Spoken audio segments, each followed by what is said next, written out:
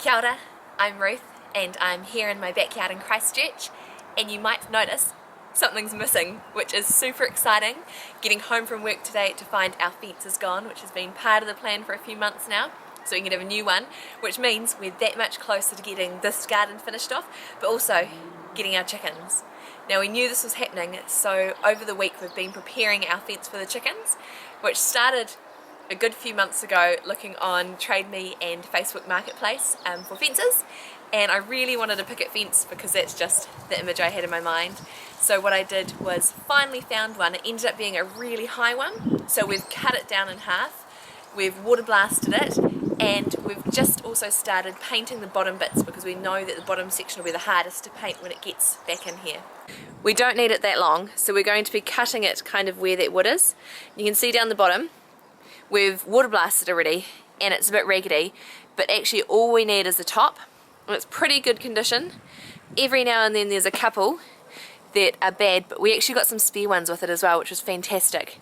The rest of them are all over here, which was spray painted ready to go, and we're going to be cutting them all down so they're a nicer height for the back of our chicken coop. So coming this weekend, maybe raining on Saturday, we'll see. But hopefully if it's not raining we might be able to get the fence up and start painting it, which means we are that much closer to getting chickens.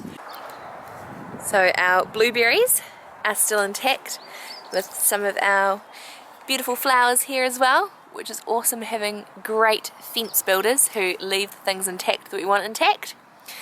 But the actual fence is gone, which is really cool, which also means our old quince, which is not really doing anything, will get cut down soon as well, and we'll be able to get this garden all done. So what we'll end up doing is having the chicken coop about there, and along the side here we're going to put a little bit of an extra run just so this area gets lots of sun, so the chickens, when this is all shady, can get some sun here. We have some bulbs that we've planted in the front, which is why we've got these here to keep people from standing on them, and it's a bit of a shadier area, but they are starting to come up, which is really exciting. So by the time we have a new fence, we'll be able to plant some wildflowers here as well, and then have some beautiful bulbs. This is the bane of our life, ivy. We're slowly trying to train it back just to the top of the fence.